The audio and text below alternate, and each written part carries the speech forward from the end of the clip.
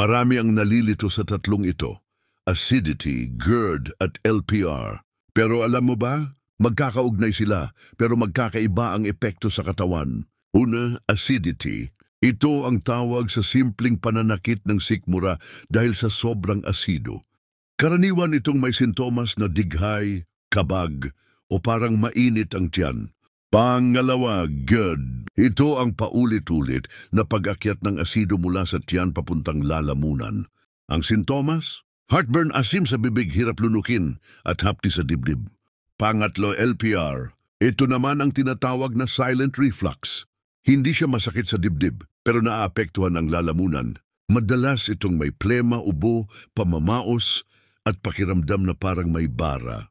Tandaan, magkaiba man ang sintomas, iisa ang pinanggagalingan, ang acid mula sa tiyan. Kaya kung madalas kang digayin, inuubo o namamaos, baka hindi lang simpleng ubo yan, baka LPR na. Kumonsulta sa doktor, iwasan ang trigger foods at alagaan ang tiyan.